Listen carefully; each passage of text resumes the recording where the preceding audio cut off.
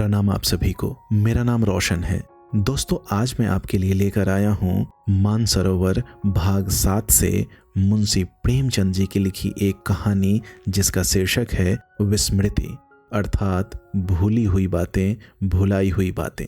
तो आइए शुरू करते हैं कहानी का पाठ। चित्रकूट के सन्निकट धनगढ़ नामक एक गांव है। कुछ दिन हुए वहां सान सिंह और गुमान सिंह दो भाई रहते थे। ये जाति के ठाकुर अर्थात क्षत्रिय थे।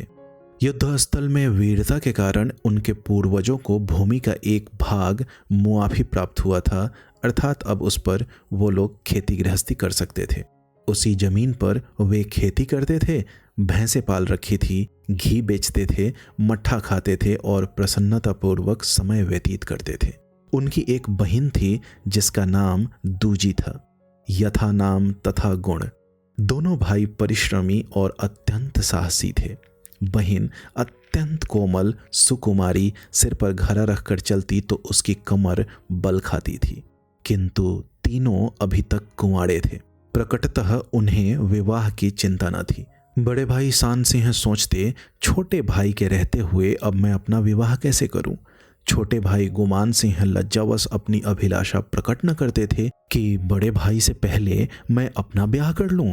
वे लोगों से कहा करते थे कि भाई, हम बड़े आनंद में हैं, आनंदपूर्ण भोजन कर मीठी नींद सोते हैं, कौन यह झंझट सिर पर ले।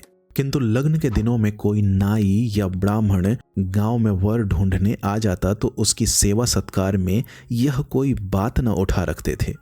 पुराने चावल निकाले जाते, पालतू बकरे देवी को भेंट होते और दूध की नदियां बहने लगती थी। यहाँ तक कि कभी कभी उसका भ्रातृ स्नेह प्रतिद्वंदिता एवं द्वेष भाव के रूप में परिणत हो जाता था। इन दिनों में इनकी उदारता उमंग पर आ जाती थी और इसमें लाभ उठाने वालों की भी कमी न थी। कितने ही नाई और ब्राह्मण ब्याह के असत्य समाचार लेकर उनके यहाँ आते और 2-4 दिन पूरी कचौड़ी खाकर कुछ विदाई लेकर फलदान भेजने का वादा करके अपने घर की राह लेते। किंतु दूसरे लग्न तक वह अपना दर्शन न देते थे। किसी न किसी कारण भाइयों का यह परिश्रम निष्फल हो जाता था। अब कुछ आशा थी तो दूजी से। भाइयों ने यह निश्चय कर लिया था कि इसका विवाह वहीं पर किया जाए जहां से एक बहू प्राप्त हो सके। इसी बीच में गांव का बूढ़ा कारिंदा परलोक सिधारा।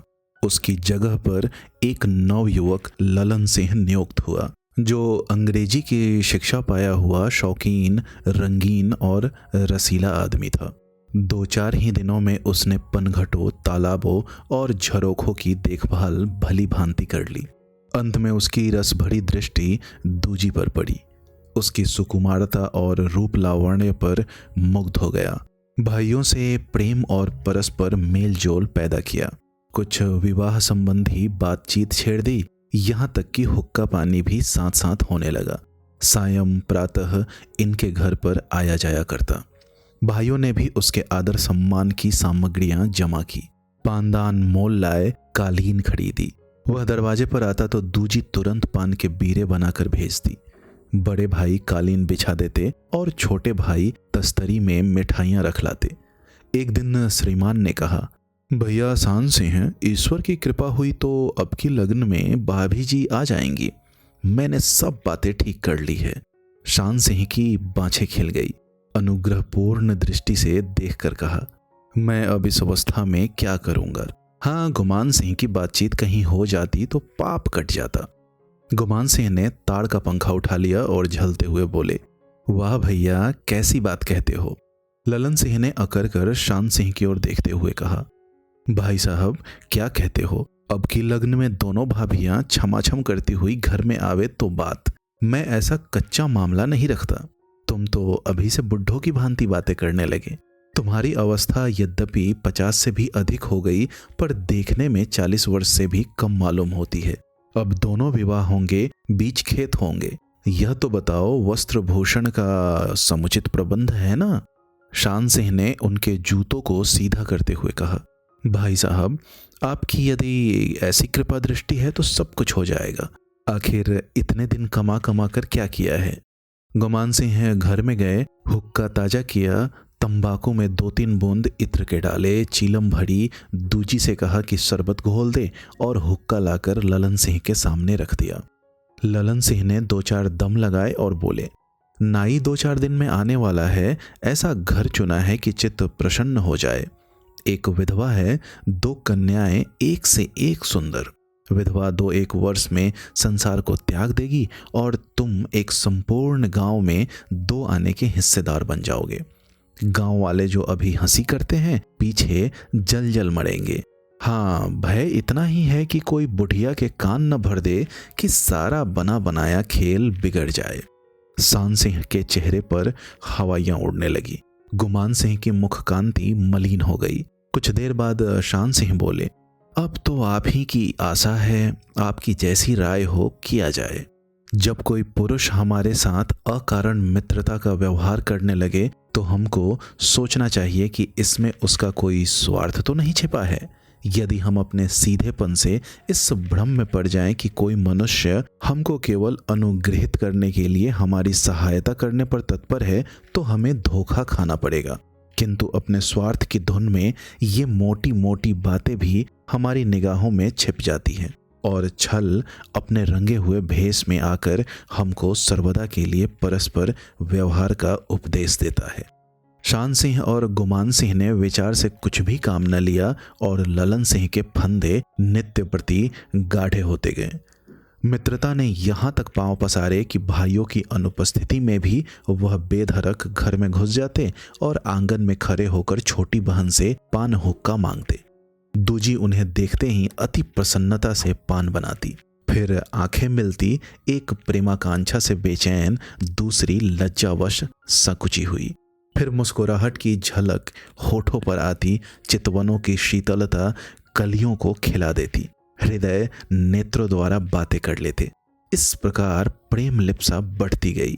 उस नेत्र लिंगन में जो मनोभावों का बाह्य रूप था, उद्विग्नता और विकलता की दशा उत्पन्न हुई। वह दूजी, जिसे कभी मनिहारे और बिसाती की रुचिकर ध्वनि भी चौखट से बाहर न निकाल सकती थी, अब एक प्रेम विह्वलता की दशा में प्रतीक्षा की मूर्ति बनी हुई घंटों दरवाजे पर खड़ी रहती। उन दोहे और गीतों में जिन्हें वह कभी विनोदार्थ गाया करती थी, अब उसे विशेष अनुराग और विरह वेदना का अनुभव होता। तात्पर्य यह कि प्रेम का रंग गाढ़ा हो गया। सनय शनय गांव में चर्चा होने लगी। घास और कास स्वयं उगते हैं, उखाड़ने से भी नहीं जाते। अच्छे पौधे बड़ी देखरेख से उगते हैं। इसी प्रकार बुरे समाचार स्वयं फैलते हैं, छिपाने से भी नहीं छिपते। पनघटों और तालाबों के किनारे इस विषय पर कानाफूसी होने लगी।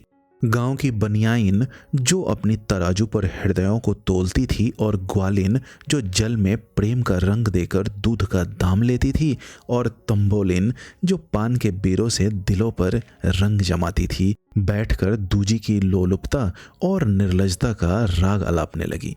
बेचारी दूजी को घर से निकलना दुर्लभ हो गया। सखी सहेलियां और बड़ी बूढ़ियां सभी उसको ताना मारने लगी। सखी सहेलियां हंसी से छेड़ती और वृद्धा स्त्रियां हृदय विदारक व्यंगों से। मर्दों तक बातें फैली। ठाकुरों का गांव था, उनकी क्रोधाग्नि भड़की। आपस में सम्मति हुई कि ललन सिंह को इस दुष्टता का दंड देना उचित है। दोनों भाइयों को बुलाया और बोले, भैया, क्या अपनी मर्यादा का नाश करके विवाह करोगे? दोनों भाई चौंक पड़े। उन्हें विवाह की उमंग में यह सुधि ही नहीं रही कि घर में क्या हो रहा है। शान सिंह ने कहा, तुम्हारी बात मेरी समझ में नहीं आई, साफ साफ क्यों नहीं कहते? एक ठाकुर ने जवाब दिया, साफ साफ क्या कहलाते हो? इस शोहदे ललन सिंह का अपने यहाँ आना जाना बंद कर दो। तुम तो अपने आंखों पर पट्टी बांधे ही हो, पर उसकी जान के कुशल नहीं। हमने अभी तक इसीलिए तरह दिया है कि कदाचित तुम्हारी आंखें खुले, किंतु ज्ञात होता है कि तुम्हारे ऊपर उसने मुर्दे का भस्म डाल दिया है। ब्याह क्या अपनी आबरू बेचकर करोगे? तुम लोग खेत में रहते हो और हम लोग अपनी आंखों से देखते हैं कि वह शोहदा अपना बनाव संवार किए आता है और तुम्हारे घर में घंटों घुसा रहता है। तुम उसे अपना भाई समझते हो तो समझा करो। हम तो ऐसे भाई का गला काट लें जो विश्वासघात करे। भाइयों के नेत्र पट खुले। दूजी के ज्वर के संबंध में जो ज्वर का संदेह था, वह प्रेम का ज्वर निकला। रुधिर में उबाल आया, नेत्रों में चिंगारियां उड़ी। तेवर बदले दोनों भाइयों ने एक दूसरे की ओर क्रोधमय दृष्टि से देखा। मनोगत भाव जिह्वा तक न आ सके अपने घर आए, किंतु दर पर पांव रखा ही था कि ललन सिंह से मुठभेड़ हो गई। ललन सिंह ने हंसकर कहा, वाह भैया वाह, हम तुम्हारी खोज में बार बार आते हैं किंतु तुम्हारे दर्शन तक नहीं मिलते। मैंने समझा आखिर रात्रि में तो कुछ काम न होगा, किंतु देखता हूं आपको इस समय भी छुट्टी नहीं है। शान सिंह ने हृदय के भीतर क्रोधाग्नि को दबाकर कहा, हाँ, इस समय वास्तव में छुट्टी नहीं है। ललन सिंह बोला, आखिर क्या काम है, मैं भी सुनूं। शान सिंह, बहुत बड़ा काम है, आपसे छिपा न रहेगा। ललन सिंह, कुछ वस्त्राभूषण का भी प्रबंध कर रहे हो? अब लग्न सिर पर आ गया है। शान सिंह बोले, अब बड़ा लग्न सिर पर आ पहुंचा है, पहले इसका प्रबंध करना है। ललन सिंह, क्या किसी से ठन गई? शान सिंह, भली भांति। ललन सिंह बोला, किससे? शान सिंह बोले, इस समय जाइए, प्रातःकाल बतलाऊंगा। दूजी भी ललन सिंह के साथ दरवाजे की चौखट तक आई थी। भाइयों की आहट पाते ही ठिठक गई और यह बातें सुनी। उसका माथा ठनका कि आज यह क्या मामला है। ललन सिंह का कुछ आदर सत्कार नहीं हुआ, न हुक्का न पान। क्या भाइयों के कानों में कुछ भनक तो नहीं पड़ी? किसी ने कुछ लगा तो नहीं दिया? यदि ऐसा हुआ तो कुशल नहीं। इसी उधेर बुन में पड़ी थी कि भाइयों ने भोजन परोसने की आज्ञा दी। जब वह भोजन करने बैठे तो दूजी ने अपनी निर्दोषिता और पवित्रता प्रकट करने के लिए एवं अपने भाइयों के दिल का भेद लेने के लिए कुछ कहना चाहा। त्रिया चरित्र में अभी निपुण न थी। बोली, भैया ललन सिंह से कह दो घर में ना आया करे। आप घर में रहिए तो कोई बात नहीं, किंतु कभी कभी आप नहीं रहते तो मुझे अत्यंत लज्जा आती है। आज ही वह आपको पूछते हुए चले आए, अब मैं उनसे क्या कहूं? आपको नहीं देखा तो लौट गए। शान सिंह ने बहन की तरफ ताने भरे नेत्रों से देखकर कहा, अब वह घर में न आएंगे। गुमान सिंह बोले, हम इसी समय जाकर उन्हें समझा देंगे। भाइयों ने भोजन कर लिया। दूजी को पुनः कुछ कहने का साहस न हुआ। उसे उनके तेवर आज कुछ बदले हुए मालूम होते थे। भोजनोपरांत दोनों भाई दीपक लेकर भंडारे की कोठरी में गए। अनावश्यक बर्तन, पुराने सामान, पुरखों के समय के अस्त्र शस्त्र आदि इसी कोठरी में रखे थे। गांव में जब कोई बकरा देवी जी को भेंट किया जाता था तो यह कोठरी खुलती थी। आज तो कोई ऐसी बात नहीं है। इतनी रात गए यह कोठरी क्यों खोली जाती है? दूजी को किसी भावी दुर्घटना का संदेह हुआ। वह दबे पांव दरवाजे पर गई तो देखती क्या है कि गुमान सिंह एक भुजाली लिए पत्थर पर रगड़ रहा है। उसका कलेजा धक धक करने लगा और पांव थर्राने लगे।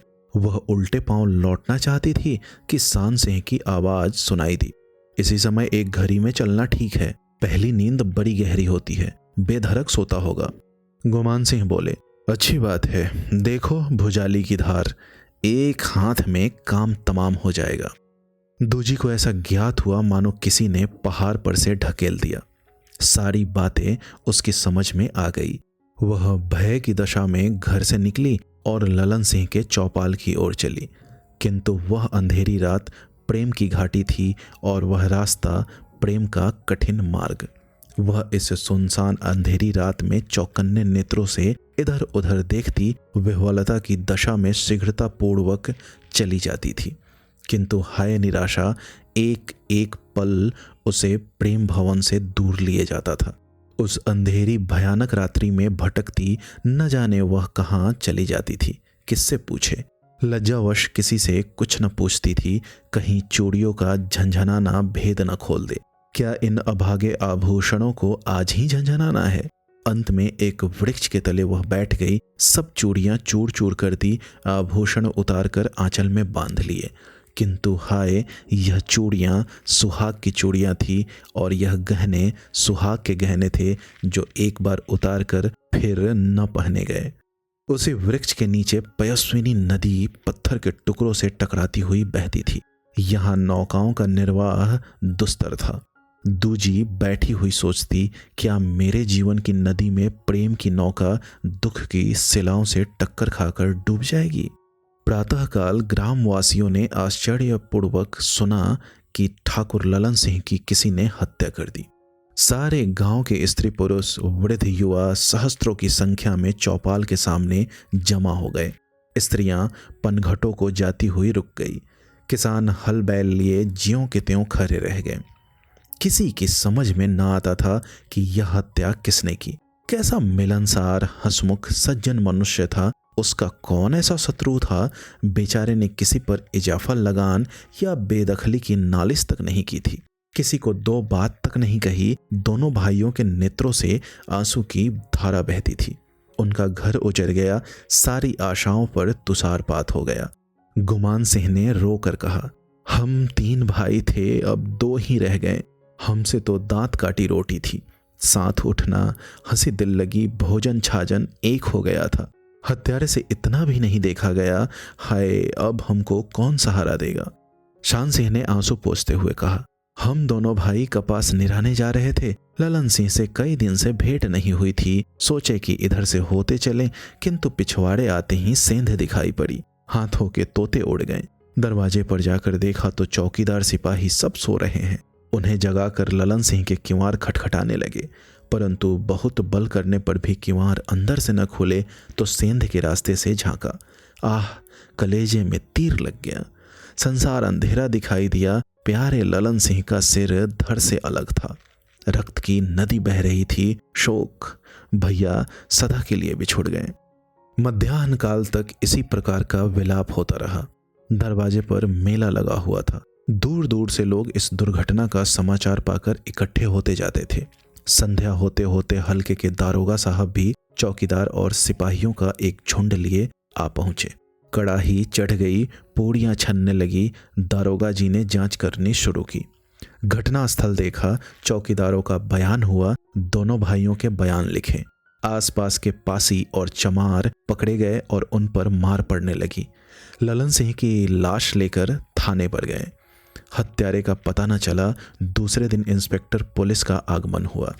उन्होंने भी गांव का चक्कर लगाया। चमारों और पासियों की मरम्मत हुई। हलवा मोहन गोश्त पूरी के स्वाद लेकर सायंकाल को उन्होंने भी अपनी राह ली। कुछ पासियों पर, जो कि कई बार डांके चोरी में पकड़े जा चुके थे, संदेह हुआ। उनका चालान किया। मजिस्ट्रेट ने गवाही पुष्ट पाकर अपराधियों को सेशन सुपुर्द किया और मुकदमे की पेशी होने लगी। मध्याह्न का समय था। आकाश पर मेघ छाए हुए थे। कुछ बूंदें भी पड़ रही थी। सेशन जज कुंवर विनय कृष्ण बघेल के इजलास में मुकदमा पेश था। कुंवर साहब बड़े सोच विचार में थे कि क्या करूं। अभियुक्तों के विरुद्ध साक्षी निर्बल थी, किंतु सरकारी वकील, जो एक प्रसिद्ध नीतिज्ञ थे, नजीरों पर नजीर पेश करते जाते थे कि अचानक दूजी श्वेत साड़ी पहने, घूंघट निकाले हुए निर्भय न्यायालय में आ पहुंची और हाथ जोड़कर बोली, श्रीमान, मैं शान सिंह और गुमान सिंह की बहन हूँ। इस मामले में जो कुछ जानती हूँ वह मुझसे भी सुन लिया जाए। इसके बाद सरकार जो फैसला चाहे करे। कुंवर साहब ने आश्चर्य से दूजी की तरफ दृष्टि फेरी। शान सिंह और गुमान सिंह के शरीर में काटो तो रक्त नहीं। वकीलों ने आश्चर्य की दृष्टि से उसकी ओर देखना शुरू किया। दूजी के चेहरे पर दृढ़ता झलक रही थी। भय का लेश मात्र न था। नदी आंधी के पश्चात स्थिर दशा में थी। उसने उसी प्रवाह में कहना प्रारंभ किया, ठाकुर ललन सिंह की हत्या करने वाले मेरे दोनों भाई हैं। कुंवर साहब के नेत्रों के सामने से पर्दा हट गया। सारी कचहरी दंग हो गई और सब टकटकी बांधे दूजी की तरफ देखने लगे। दूजी बोली, यह वह भुजाली है जो ललन सिंह की गर्दन पर फेरी गई है।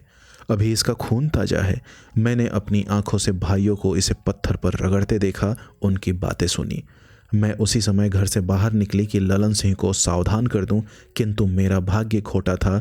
चौपाल का पता न लगा। मेरे दोनों भाई सामने खड़े हैं। वह मर्द हैं, मेरे सामने असत्य कदापि न कहेंगे। इनसे पूछ लिया जाए और सच पूछिए तो यह छुरी मैंने चलाई है। मेरे भाइयों का अपराध नहीं है। यह सब मेरे भाग्य का खेल है। यह सब मेरे कारण हुआ और न्याय की तलवार मेरी ही गर्दन पर पड़नी चाहिए। मैं ही अपराधिनी हूँ और हाथ जोड़कर कहती हूँ कि इस भुजाली से मेरी गर्दन काट ली जाए।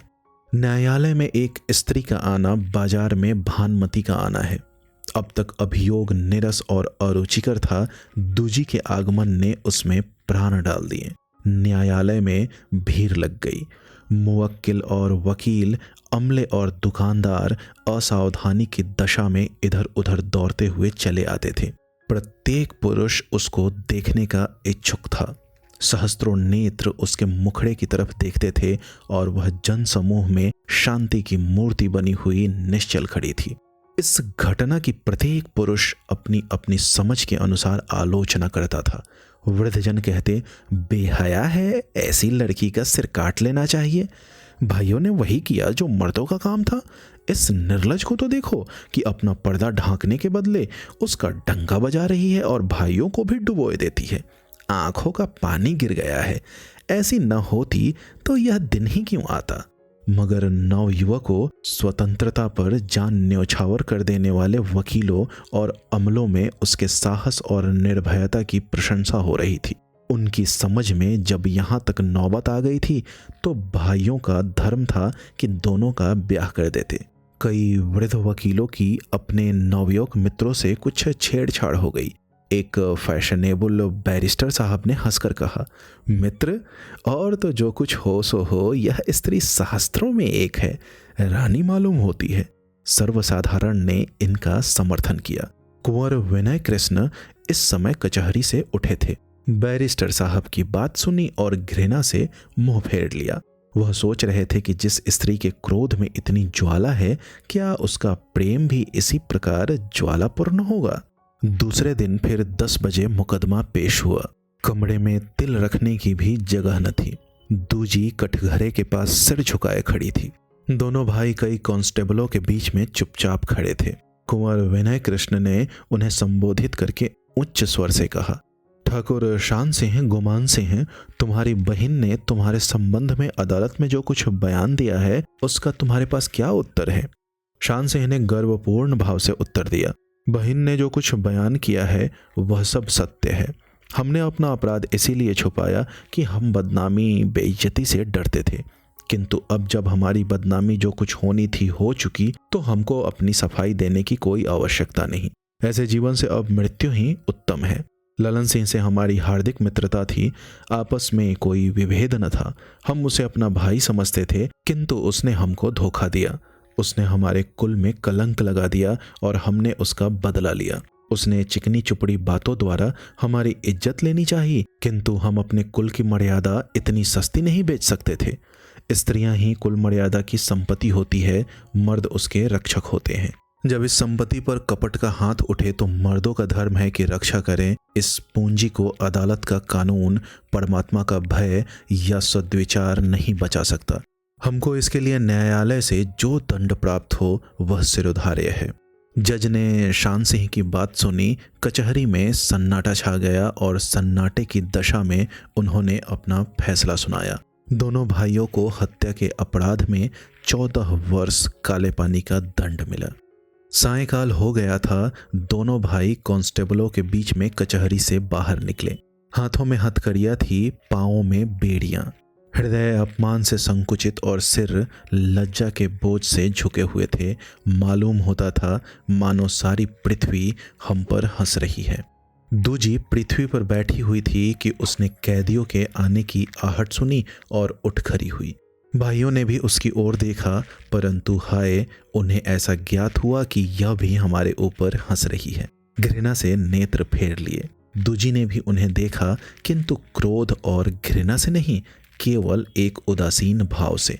जिन भाइयों की गोद में खेली और जिनके कंधों पर चढ़कर बाल्यावस्था व्यतीत की, जिन भाइयों पर सब कुछ न्यौछावर करती थी, आज वही दोनों भाई काले पानी को जा रहे हैं, जहां से कोई लौट कर नहीं आता और उसके रक्त में तनिक भी गति नहीं होती। रुधिर भी द्वेष से जल की भांति जम जाता है। सूर्य की किरणें वृक्षों की डालियों से मिली, फिर जड़ों को चूमती हुई चलती। उनके लिए अंधकार गोद फैलाए हुए था। क्या इस अभागिनी स्त्री के लिए भी संसार में कोई ऐसा आश्रय नहीं था? आकाश की लालिमा नीलावरण हो गई। तारों के कवल खिले। वायु के लिए पुष्प शैया बिछ गई। ओस के लिए हरी मखमल का फर्श बिछ गया, किंतु अभागिनी दूजी उसी वृक्ष के नीचे शिथिल बैठी थी। उसके लिए संसार में कोई स्थान न था। अब तक जिसे वह अपना घर समझती थी, उसके दरवाजे उसके लिए बंद थे। वह क्या मुंह लेकर जाती, नदी को अपने उद्गम से चलकर अथाह समुद्र के अतिरिक्त अन्यत्र कहीं ठिकाना नहीं है।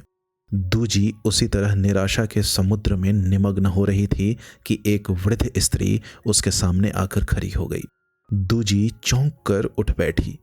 वृद्ध स्त्री ने उसकी ओर आश्चर्यान्वित होकर कहा, इतनी रात बीत गई है, अभी तक तुम यहीं बैठी हो?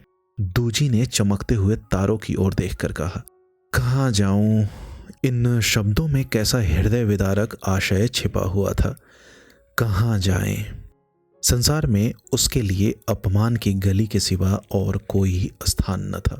बुढ़िया ने प्रेममय स्वर में कहा, बेटी, भाग्य में जो कुछ लिखा है वह तो होकर ही रहेगा, किंतु तुम कब तक यहाँ बैठी रहोगी? मैं दीन ब्राह्मणी हूँ, चलो मेरे घर रहो। जो कुछ भिक्षा भवन मांगे मिलेगा, उसी में हम दोनों निर्वाह कर लेंगी। न जाने पूर्व जन्म में हमसे तुमसे क्या संबंध था, जब से तुम्हारी दशा सुनी हूँ बेचैन हूँ। सारे शहर में आज घर घर तुम्हारी चर्चा हो रही है। कोई कुछ कहता है, कोई कुछ। बस अब उठो, यहाँ सन्नाटे में पड़े रहना अच्छा नहीं। समय बुरा है। मेरा घर यहाँ से थोड़ी ही दूर पर है। नारायण का दिया बहुत कुछ है। मैं भी अकेली से दुकेली हो जाऊंगी। भगवान किसी न किसी प्रकार दिन काट ही देंगे। एक घने सुनसान भयानक वन में भटका हुआ मनुष्य जिधर पगडंडियों का चिन्ह पाता है, उसी मार्ग को पकड़ लेता है। वह सोच विचार नहीं करता कि मार्ग मुझे कहाँ ले जाएगा। दूजी इस बुढ़िया के साथ चली। इतनी ही प्रसन्नता से वह कुएं में भी कूद पड़ती। वायु में उड़ने वाली चिड़िया दाने पर गिरी। क्या इन दानों के नीचे जाल बिछा हुआ था? दूजी को बूढ़ी कैलासी के साथ रहते हुए 1 मास बीत गया। कैलासी देखने में दीन किंतु मन की धनी थी। उसके पास संतोष रूपी धन था जो किसी के सामने हाथ नहीं फैलाता। रीवा के महाराज के यहाँ से कुछ सहायता मिलती थी, यही उसके जीवन का अवलंब था। वह सर्वदा दूजी को ढाढ़स देती रहती थी। ज्ञात होता था कि यह दोनों माँ बेटी हैं। एक ओर से पूर्ण सहानुभूति और ढाढ़स, दूसरी ओर से सच्ची सेवकाई और विश्वास। कैलासी कुछ हिंदी जानती थी। दूजी को रामायण और सीता चरित्र सुनाती। दूजी इन कथाओं को बड़े प्रेम से सुनती। उज्ज्वल वस्त्र पर रंग भली भांति चढ़ता है। जिस दिन उसने सीता वनवास की कथा सुनी, वह सारे दिन रोती रही। सोई तो सीता की मूर्ति उसके सामने खड़ी थी। उसके शरीर पर उज्ज्वल साड़ी थी। आंखों और आंसू की ओट में प्यार छिपा हुआ था। दूजी हाथ फैलाए हुए लड़कों की भांति उनकी तरफ दौड़ी। माता, मुझको भी साथ ले चलो। मैं वन में तुम्हारी सेवा करूंगी, तुम्हारे लिए पुष्प सैया बिछाऊंगी, तुमको कमल के थालों में फलों का भोजन कराऊंगी। तुम वहां अकेली एक बूढ़े साधु के साथ कैसे रहोगी? मैं तुम्हारे चित्त को प्रसन्न रखूंगी। जिस समय हम और तुम वन में किसी सागर के किनारे घने वृक्षों की छाया में बैठेंगी, उस समय मैं वायु की धीमी धीमी लहरों के साथ गाऊंगी। सीता ने उसको तिरस्कार से देखकर कहा, तू कलंकिनी है, मैं तुझे स्पर्श नहीं कर सकती। तपस्या की आंच में अपने को पवित्र कर। दूजी की आंखें खुल गई। उसने निश्चय किया, मैं इस कलंक को मिटाऊंगी। आकाश के नीचे समुद्र में तारागण पानी के बुलबुलों की भांति मिटते जाते थे। दूजी ने उन झिलमिलाते हुए तारों को देखा। मैं भी उन्हीं तारों की तरह सबके नेत्रों में छिप जाऊंगी, उन्हीं बुलबुलों की भांति मिट जाऊंगी। विलासियों की रात हुई, संयोगी जागे। चक्कियों ने अपने सुहावने राग छेड़े। कैलासी स्नान करने चली। तब दूजी उठी और जंगल की ओर चल दी। चिड़िया पंखहीन होने पर भी सुनहरे पिंजरे में न रह सकी। प्रकाश की धुंधली सी झलक में कितनी आशा, कितना बल, कितना आश्वासन है। यह उस मनुष्य से पूछो जिसे अंधेरे ने एक घने वन में घेर लिया है। प्रकाश की वह प्रभा उसके लड़खड़ाते हुए पैरों को शीघ्रगामी बना देती है, उसके शिथिल शरीर में जान डाल देती है। जहां एक एक पग रखना दुस्तर था, वहां इस जीवन प्रकाश को देखते हुए यह मीलों और कोसों तक प्रेम की उमंगों से उछलता हुआ चला जाता है। परंतु दूजी के लिए आशा की यह प्रभा कहाँ थी? वह भूखी प्यासी उन्माद की दशा में चली जाती थी। शहर पीछे छूट गया। बाग और खेत आए। खेतों में हरियाली थी, वाटिकाओं में वसंत की छटा। मैदान और पर्वत मिले, मैदानों से बांसुरी की सुरीली ताने आती थी। पर्वतों के शिखर मोरों की झनकारों से गूंज रहे थे। दिन चढ़ने लगा, सूर्य उसकी ओर आता हुआ दिखाई पड़ा। कुछ काल तक उसके साथ रहा, कदाचित रूठे को मनाता था, पुनः अपनी राह चला गया। वसंत ऋतु की शीतल मंद सुगंधित वायु चलने लगी। खेतों ने कोहड़े की चादरें ओढ़ ली। रात हो गई और दूजी एक पर्वत के किनारे झाड़ियों से उलझती, चट्टानों से टकराती चली जाती थी, मानो किसी झील की मंद मंद लहरों में किनारे पर उगे हुए झाओं के पौधों का साया थरथरा रहा हो। इस प्रकार अज्ञात की खोज में अकेली निर्भय वह गिरती पड़ती चली जाती थी, यहाँ तक कि भूख, प्यास और अधिक श्रम के कारण उसकी शक्तियों ने जवाब दे दिया। वह एक शिला पर बैठ गई और भयभीत दृष्टि से इधर उधर देखने लगी। दाहिने बाएं घोर अंधकार था। उच्च पर्वत शिखाओं पर तारे जगमगा रहे थे। सामने एक टीला मार्ग रोके खड़ा था और समीप ही किसी जलधारा से दबी हुई साए साए की आवाज सुनाई देती थी। दूजी थक कर चूर हो गई थी, पर उसे नींद न आई। सर्दी से कलेजा कांप रहा था। वायु के निर्दयी झोंके लेश मात्र भी चैन न लेने देते थे। कभी कभी एक क्षण के लिए आंखें झपक जाती और फिर चौंक पड़ती। रात्रि ज्यों त्यों व्यतीत हुई। सवेरा हुआ। चट्टान से कुछ दूर एक घना पाकर का वृक्ष था, जिसकी जड़ें सूखे पत्थरों से चिमटकर यूं रस खींचती थी जैसे कोई महाजन दीन असामियों को बांधकर उनसे ब्याज के रुपए वसूल करता है। इस वृक्ष के सामने कई छोटी छोटी चट्टानों ने मिलकर एक कोठरी की आकृति बना रखी थी। दाहिनी ओर लगभग 200 गज की दूरी पर नीचे की ओर पयस्विनी नदी चट्टानों और पाषाण शिलाओं से उलझती, घूमती घामती बह रही थी, जैसे कोई दृढ़ प्रतिज्ञ मनुष्य बाधाओं का ध्यान न कर अपने इष्ट साधन के मार्ग पर बढ़ता चला जाता है। नदी के किनारे साधु प्रकृति बकुले चुपचाप मौन व्रत धारण किए हुए बैठे थे। संतोषी जल पक्षी पानी में तैर रहे थे। लोभी टिटहिरियां नदी पर मंडराती थी और रह रहकर मछलियों की खोज में टूटती थी। खिलाड़ी मैंने निशंक अपने परों को खुजला खुजला कर स्नान कर रहे थे और चतुर कौवे झुंड के झुंड भोजन संबंधी प्रश्न को हल कर रहे थे। एक वृक्ष के नीचे मोरों की सभा सुसज्जित थी और वृक्षों की शाखाओं पर कबूतर आनंद कर रहे थे। एक दूसरे वृक्ष पर महाशय काग एवं श्रीमान पंडित नीलकंठ जी घोर शास्त्रार्थ में प्रवृत्त थे। महाशय काग ने छेड़ने के लिए पंडित जी के निवास स्थान की ओर दृष्टि डाली थी। इस पर पंडित जी इतने क्रोधित हुए कि महाशय काग के पीछे पड़ गए। महाशय काग अपनी स्वाभाविक बुद्धिमत्ता को काम में लाकर सहज ही में भाग खड़े हुए। श्रीमान पंडित जी बुरा भला कहते हुए काग के पीछे पड़ गए। किसी भांति महाशय जी की सर्वज्ञता ने उनकी जान बचाई। थोड़ी देर में जंगली नीलगायों का एक झुंड आया। किसी ने पानी पिया, किसी ने सूंघ कर छोड़ दिया।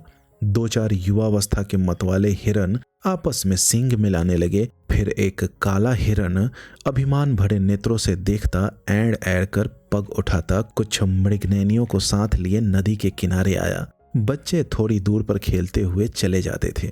कुछ और हटकर एक वृक्ष के नीचे बंदरों ने अपने डेरे डाल रखे थे। बच्चे क्रीड़ा करते थे। पुरुषों में छेड़छाड़ हो रही थी। रमणियां सानंद बैठी हुई एक दूसरे की बालों से जुएं निकालती थी और उन्हें अपने मुंह में रखती जाती थी।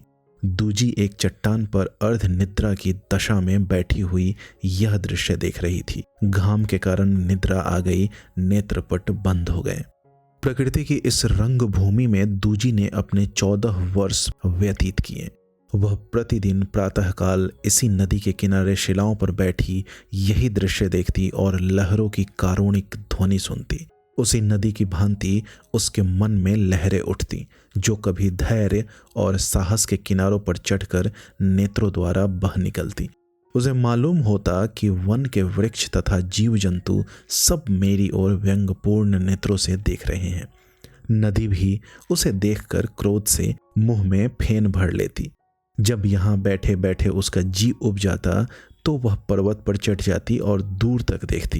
पर्वतों के बीच में कहीं कहीं मिट्टी के घरौंदों की भांति छोटे छोटे मकान दिखाई देते, कहीं लहलहाती हुई हरियाली। सारा दृश्य एक नवीन वाटिका की भांति मनोरम था। उसके दिल में एक तीव्र इच्छा होती कि उड़कर उन चोटियों पर जा पहुंचूं, नदी के किनारे या पाकड़ की घनी छाया में बैठी हुई घंटों सोचा करती। बचपन के वे दिन याद आ जाते जब वह सहेलियों के गले में बाहें डालकर महुए चुनने जाया करती थी।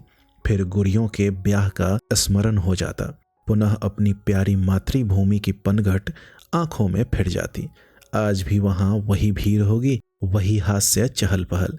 पुनः अपना घर ध्यान में आ जाता और वह गाय स्मरण आती जो उसको देखकर हुंकारती हुई अपने प्रेम का परिचय देती थी।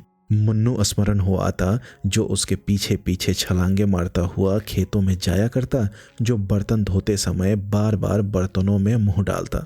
तब ललन सिंह नेत्रों के सामने आ खड़े हो जाते थे, होठों पर वही मुस्कुराहट, नेत्र में वही चंचलता। तब वह उठ खड़ी होती और अपना मन दूसरी ओर ले जाने की चेष्टा करती। दिन गुजरते थे किंतु बहुत धीरे धीरे। वसंत आया, सेलम की लालिमा और कचनार की उदी पुष्पमाला अपनी यौवन छटा दिखलाने लगी। मकोए के फल महके, गर्मी का प्रारंभ हुआ। प्रातःकाल समीर के झोंके, दोपहर की लू जलती हुई लपट, डालियां फूलों से लदी। फिर वह समय आया कि जब न दिन को सुख था और न रात को नींद। दिन तड़पता था, रात जलती थी। नदियां बधिकों के हृदयों की भांति सूख गई। वन के पशु मध्याह्न की धूप में प्यास के कारण जिह्वा निकाले पानी की खोज में इधर उधर दौड़ते फिरते थे। जिस प्रकार द्वेष से भरे हुए दिल तनिक तनिक सी बातों पर जल उठते हैं, उसी प्रकार गर्मी से जलते हुए वन वृक्ष कभी कभी वायु के झोंकों से परस्पर रगड़ खाकर जल उठते हैं। ज्वाला ऊंची उठती थी, मानो अग्निदेव ने तारागणों पर धावा मारा है। वन में एक भगदड़ सी मच जाती। फिर आंधी और तूफान के दिन आए। वायु की देवी गरजती हुई आती, पृथ्वी और आकाश थर्रा उठते। सूर्य छिप जाता, पर्वत भी कांप उठते। पुनः वर्षा ऋतु का जन्म हुआ, वर्षा की झड़ी लगी। वन लहराए, नदियों ने पुनः पुनः अपने सुरीले राग छेड़े। पर्वतों के कलेजे ठंडे हुए, मैदान में हरियाली छाई। सारस की ध्वनि पर्वतों में गूंजने लगी। आषाढ़ मास में बाल्यावस्था का अलहरपन था। श्रावण में युवावस्था के पग बढ़े, फुहारे पड़ने लगी। भादो कमाई के दिन थे, जिसने झीलों के कोस भर दिए, पर्वतों को धनाढ्य कर दिया। अंत में बुढ़ापा आया, कास के उज्ज्वल बाल लहराने लगे, जाड़ा आ पहुंचा। इस प्रकार ऋतु परिवर्तन हुआ। दिन और महीने गुजरे, वर्ष आए और गए, किंतु दूजी ने विंध्याचल के उस किनारे को न छोड़ा। गर्मियों के भयानक दिन और वर्षा की भयावनी रातें सब उसी स्थान पर काट दी। क्या भोजन करती थी, क्या पहनती थी, इसकी चर्चा व्यर्थ है। मन पर चाहे जो बीते, किंतु भूख और ऋतु संबंधी कष्ट का निवारण करना ही पड़ता है। प्रकृति की थाल सजी हुई थी। कभी बनबेड़ी और शरीफों के पकवान थे, कभी तेंदू, कभी मकोए और कभी राम का नाम।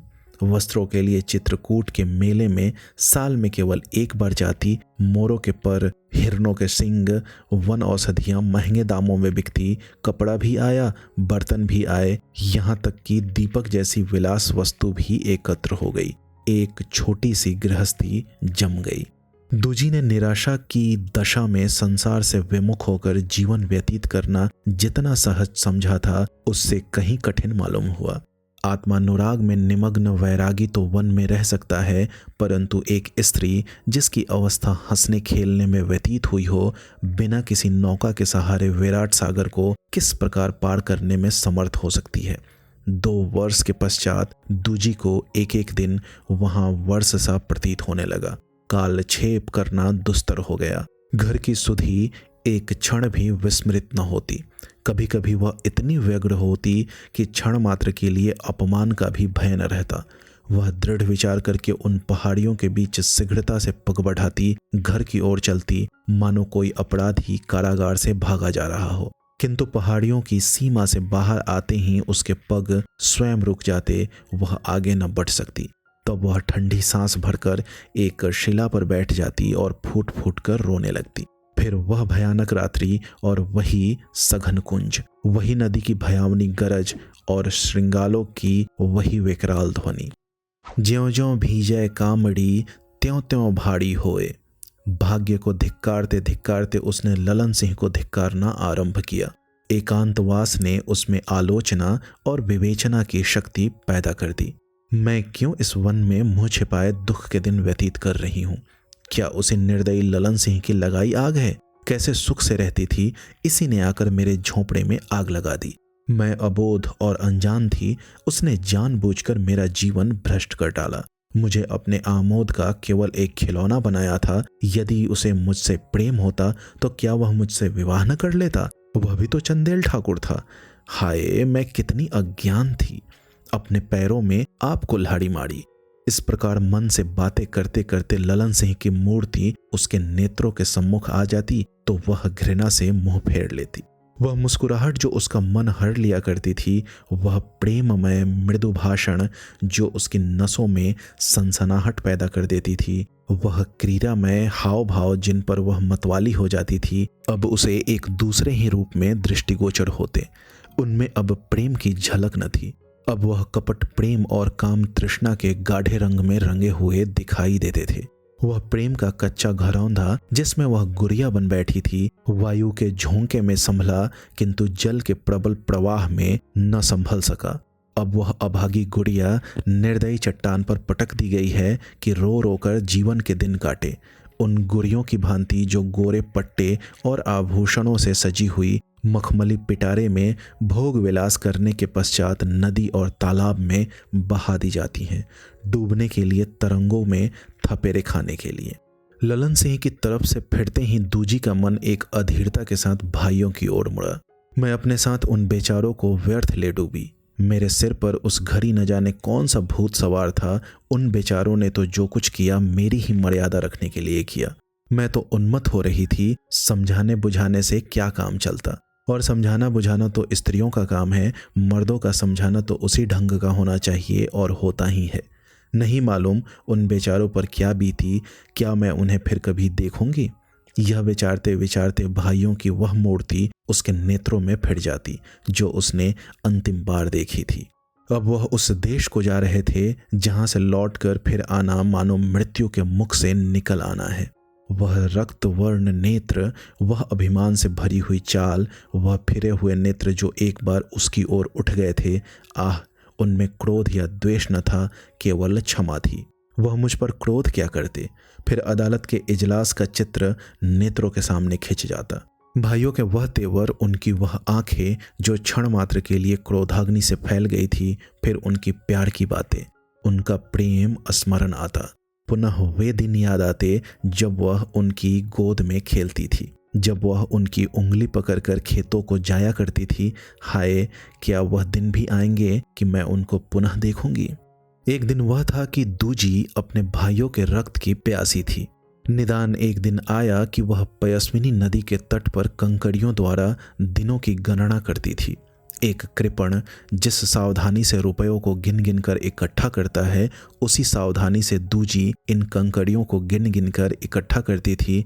नित्य संध्या काल वह इस ढेर में पत्थर का एक टुकड़ा और रख देती तो उसे क्षण मात्र के लिए मानसिक सुख प्राप्त होता। इन कंकड़ियों का ढेर अब उसका जीवन धन था। दिन में अनेक बार इन टुकड़ों को देखती और गिनती। असहाय पक्षी पत्थर के ढेरों से आशा के खोंते बनाता था। यदि किसी को चिंता और शोक की मूर्ति देखनी हो तो वह पयस्विनी नदी के तट पर प्रतिदिन सायंकाल देख पड़ती है। डूबे हुए सूर्य की किरणों की भांति उसका मुखमंडल पीला है। वह अपने दुखमय विचारों में डूबी हुई तरंगों की ओर दृष्टि लगाए बैठी रहती है। यह तरंगे इतनी शीघ्रता से कहाँ जा रही हैं? मुझे भी अपने साथ क्यों नहीं ले जाती? क्या मेरे लिए वहां भी स्थान नहीं है? कदाचित शोक क्रंदन में यह भी मेरी संगिनी है। तरंगों की ओर देखते देखते उसे ऐसा ज्ञात होता है कि मानो वह स्थिर हो गई और मैं शीघ्रता से बही जा रही हूँ। तब वह चौंक पड़ती है और अंधेरी शिलाओं के बीच मार्ग खोजती हुई फिर अपने शोक स्थल पर आ जाती है। इसी प्रकार दूजी ने अपने दुख के दिन व्यतीत किए। 30-30 ढेलों के 12 ढेर बन गए। तब उसने उन्हें एक स्थान पर इकट्ठा कर दिया।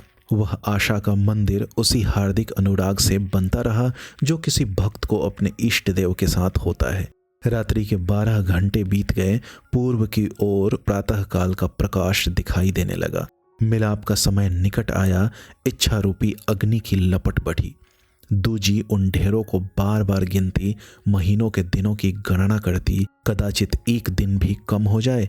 हाय, आजकल उसके मन की वह दशा थी जो प्रातःकाल सूर्य के सुनहरे प्रकाश में हलकोड़े लेने वाले सागर की होती है, जिसमें वायु की तरंगों से मुस्कुराता हुआ कमल झूलता है।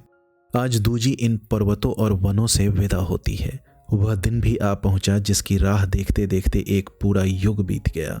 आज 14 वर्ष के पश्चात उसकी प्यासी पलकें नदी में लहरा रही हैं। बरगद की जटाएं नागिन बन गई हैं।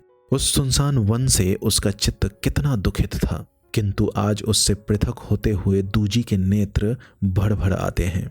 जिस पाकर की छाया में उसने दुख के दिन बिताए, जिस गुफा में उसने रो रो कर रातें काटी, उसे छोड़ते आज शोक हो रहा है। यह दुख के साथ ही है। सूर्य की किरणें दूजी की आशाओं की भांति कोहरे की घटाओं को हटाती चली आती थी। उसने अपने दुख के मित्रों को अब पुनः नेत्रों से देखा। पुनः ढेरों के पास गई जो उसके 14 वर्ष की तपस्या के स्मारक चिन्ह थे। उन्हें एक एक कर चूमा, मानो वह देवी जी के चबूतरे हैं। तब वह रोती हुई चली जैसे लड़कियां ससुराल को चलती हैं। संध्या समय उसने शहर में प्रवेश किया और पता लगाते हुए कैलासी के घर आई। घर सूना पड़ा था। तब वह विनय कृष्ण बघेल का घर पूछते पूछते उनके बंगले पर आई। कुंवर महाशय टहल कर आए ही थे कि उसे खड़ी देखा। पास आए, उसके मुख पर घूंघट था। दूजी ने कहा, महाराज, मैं एक अनाथ दुखिया हूँ। कुंवर साहब ने आश्चर्य से पूछा, तुम दूजी हो? तुम इतने दिनों तक कहाँ रही? कुंवर साहब के प्रेम भाव ने घूंघट को और बढ़ा दिया। इन्हें मेरा नाम स्मरण है, यह सोचकर दूजी का कलेजा धड़कने लगा। लज्जा से सिर नीचे झुक गया। लजाती हुई बोली, जिसका कोई हेतु नहीं है उसका वन के सिवा अन्यत्र कहाँ ठिकाना है। मैं भी वनों में रही, पयस्विनी नदी के किनारे एक गुफा में पड़ी रही। कुंवर साहब विस्मित हो गए। 14 वर्ष और नदी के किनारे गुफा में? क्या कोई सन्यासी इससे अधिक त्याग कर सकता है? वह आश्चर्य से कुछ न बोल सके। दूजी उन्हें चुपचाप देखकर बोली, मैं कैलासी के घर से सीधे पर्वत में चली गई और वहीं इतने दिन व्यतीत किए। 14 वर्ष पूरे हो गए। जिन भाइयों के गर्दन पर छुरी चलाई, उनके छूटने के दिन अब आए हैं। नारायण अब उन्हें कुशल पूर्वक लावें। मैं चाहती हूँ कि उनके दर्शन करूं और उनकी ओर से मेरे दिल में जो इच्छाएं हैं पूर्ण हो जाएं। कुंवर साहब बोले, तुम्हारा हिसाब बहुत ठीक है। मेरे पास आज कलकत्ते से सरकारी पत्र आया है कि दोनों भाई 14 तारीख को कलकत्ता पहुंचेंगे। उनके संबंधियों को सूचना दी जाए। यहाँ कदाचित 2-3 दिन में आ जाएंगे। मैं सोच ही रहा था कि सूचना किसे दूं। दूजी ने विनयपूर्वक कहा, मेरा जी चाहता है कि वे जहाज पर से उतरें तो मैं उनके पैरों पर माथा नवाऊं। उसके पश्चात मुझे संसार में कोई अभिलाषा न रहेगी। इसी लालसा ने मुझे इतने दिनों तक जिलाया है, नहीं तो मैं आपके सम्मुख कदापि न खड़ी होती। कुंवर विनय कृष्ण गंभीर स्वभाव के मनुष्य थे। दूजी के आंतरिक रहस्य उनके चित्त पर एक गहरा प्रभाव डालते चले जाते थे।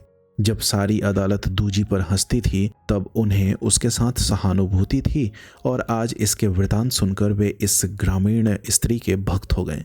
बोले, यदि तुम्हारी यही इच्छा है तो मैं स्वयं तुम्हें कलकत्ता पहुंचा दूंगा। तुमने उनसे मिलने की जो रीति सोची है उससे उत्तम ध्यान में नहीं आ सकती, परंतु तुम खरी हो और मैं बैठा हूं, यह अच्छा नहीं लगता दूजी। मैं बनावट नहीं करता।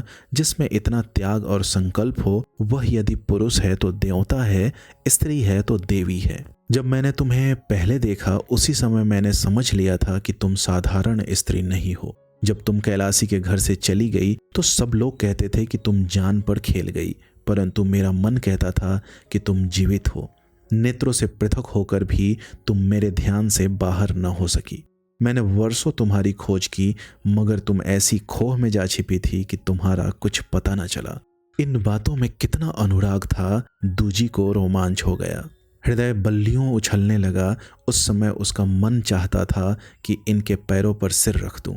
कैलासी ने एक बार जो बात उससे कही थी वह बात उसे इस समय स्मरण आई। उसने भोलेपन से पूछा, क्या आप ही के कहने से कैलासी ने मुझे अपने घर में रख लिया था? कुंवर साहब लज्जित होकर बोले, मैं इसका उत्तर कुछ न दूंगा। रात को जब दूजी एक ब्राह्मणी के घर में नर्म बिछावन पर लेटी हुई थी तो उसके मन की वह दशा हो रही थी जो आश्विन मास के आकाश की होती है। एक ओर चंद्र प्रकाश, दूसरी ओर घनी घटा और तीसरी ओर झिलमिलाते हुए तारे। प्रातःकाल का समय था। गंगा नामक स्टीमर बंगाल की खाड़ी में अभिमान से गर्दन उठाए समुद्र की लहरों को पैरों से कुचलता हुआ हुगली के बंदरगाह की ओर चला आता था। 150 से अधिक आदमी उसकी गोद में थे। अधिकतर व्यापारी थे, कुछ वैज्ञानिक तत्वों के अनुरागी, कुछ भ्रमण करने वाले और कुछ ऐसे हिंदुस्तानी मजदूर जिनको अपनी मातृभूमि आकर्षित कर रही थी। उसी में दोनों भाई शान सिंह और गुमान सिंह एक कोने में बैठे निराशा की दृष्टि से किनारे की ओर देख रहे थे। दोनों हड्डियों के दो ढांचे थे, उन्हें पहचानना कठिन था। जहाज घाट पर पहुंचा। यात्रियों के मित्र और परिचित जन किनारे पर स्वागत करने के लिए अधीर हो रहे थे। जहाज पर से उतरते ही प्रेम की बाढ़ आ गई। मित्रगण परस्पर हाथ मिलाते थे, उनके नेत्र प्रेमाश्रु से परिपूर्ण थे। यह दोनों भाई सनह शनह जहाज से उतरे, मानो किसी ने ढकेल कर उतार दिया। उनके लिए जहाज के तख्ते और मातृभूमि में कोई अंतर न था। वे आए नहीं बल्कि लाए गए। चिरकाल के कष्ट और शोक ने जीवन का ज्ञान भी शेष न छोड़ा था। साहस लेश मात्र भी न था। इच्छाओं का अंत हो चुका था। वह तट पर खड़े विस्मित दृष्टि से सामने देखते थे। कहाँ जाएं? उनके लिए इस संसार क्षेत्र में कोई स्थान न दिखाई देता था। तब दूजी उस भीड़ में से निकलकर आती दिखाई दी। उसने भाइयों को खड़े देखा। तब जिस भांति जल खाल की ओर गिरता है, उसी प्रकार अधीरता की उमंग में रोती हुई वह उनके चरणों में चिपट गई। दाहिने हाथ में शान सिंह के चरण थे, बाएं हाथ में गुमान सिंह के, और नेत्रों से अश्रुधाराएं प्रवाहित थी, मानो दो सूखे वृक्षों की जड़ों में एक मुरझाई बेल चिमटी हुई है, या दो सन्यासी माया और मोह की बेड़ी में बंधे खड़े हैं। भाइयों के नेत्रों से भी आंसू बहने लगे। उनके मुखमंडल बादलों में से निकलने वाले तारों की भांति प्रकाशित हो गए। वह दोनों पृथ्वी पर बैठ गए और तीनों भाई बहन परस्पर गले मिलकर बिलख बिलख कर रोए। वह गहरी खाड़ी जो भाइयों और बहन के बीच में थी, अश्रुधाराओं से परिपूर्ण हो गई। आज 14 वर्ष के पश्चात भाई और बहन में मिलाप हुआ और वह घाव जिसने मांस को मांस से, रक्त को रक्त से विलग कर दिया था, परिपूर्ण हो गया। और वह उस मरहम का काम था जिससे अधिक लाभकारी और कोई मरहम नहीं होता, जो मन के मैल को साफ करता है, जो दुख को भुलाने वाला और हृदय की दाह को शांत करने वाला है, जो व्यंग विषैले घावों को भर देता है। यह काल का मरहम है। दोनों भाई घर को लौटे। पट्टीदारों के स्वप्न भंग हो गए। हित मित्र इकट्ठे हुए। ब्रह्म भोज का दिन निश्चित हुआ।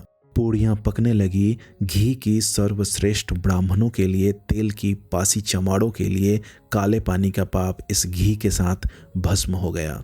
दूजी भी कलकत्ते से भाइयों के साथ चली, प्रयाग तक आई। कुंवर विनय कृष्ण भी उनके साथ थे। भाइयों से कुंवर साहब ने दूजी के संबंध में कुछ बातें की। उनकी भनक दूजी के कानों में पड़ी। प्रयाग में दोनों भाई बहन रुक गए कि त्रिवेणी में स्नान करते चले। कुंवर विनय कृष्ण अपने ध्यान में सब ठीक करके मन प्रसन्न करने वाली आशाओं का स्वप्न देखते हुए चले गए, किंतु फिर वहां से दूजी का पता न चला। मालूम नहीं क्या हुई, कहाँ चली गई। कदाचित गंगा जी ने उसे अपनी गोद में लेकर सदा के लिए दुख से मुक्त कर दिया। भाई बहुत रोए पीटे, किंतु क्या करते। जिस स्थान पर दूजी ने अपने वनवास के 14 वर्ष व्यतीत किए थे, वहां दोनों भाई प्रति वर्ष जाते हैं और उन पत्थरों के ढेरों से चिमट चिमट कर रोते हैं। कुंवर साहब ने भी पेंशन ले ली, अब चित्रकूट में रहते हैं। दार्शनिक विचारों के पुरुष थे। जिस प्रेम की खोज थी वह न मिला। एक बार कुछ आशा दिखाई दी थी जो 14 वर्ष एक विचार के रूप में स्थित रही। एकाएक आशा की धुंधली झलक भी एक बार झिलमिलाते हुए दीपक की भांति हंसकर सदा के लिए अदृश्य हो गई। दोस्तों उम्मीद करता हूँ यह कहानी आपको पसंद आई होगी। ऐसी ही ढेरों कहानियाँ सुनने के लिए आप हमारे चैनल से जुड़े रहें। बहुत बहुत धन्यवाद।